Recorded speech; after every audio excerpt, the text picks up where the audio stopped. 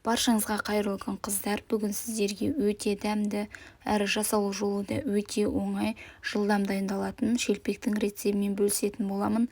Міндетті түрде видеоны соңына дейін көріңіздер.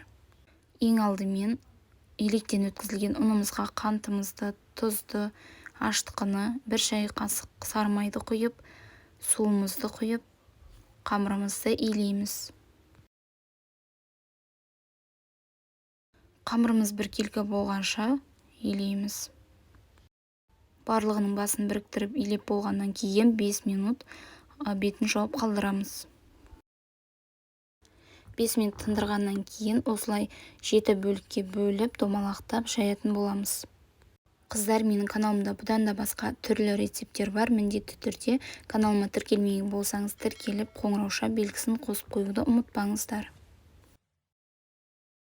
Барлығын домалақтап алғаннан кейін нанымызды жаятын боламыз.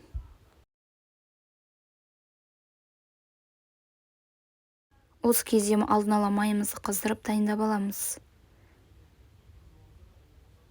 Қызған майымызға салып, екі жағын қызартып пісіреміз. Барлық шелпегімізді осылай бірінен кейін бірін пісіріп алатын боламыз. Қыздар, біздің шелпегіміз дайын. Міндетті түрде осы рецептпен дайындап көріңіздер. Өте дәмді әрі жасалуы да өте оңай. Видеоны ұнаса міндетті түрде каналға тіркеліп қоңырауша белгісін қосып қоюды ұмытпаңыздар. Сіздермен болған Жансая.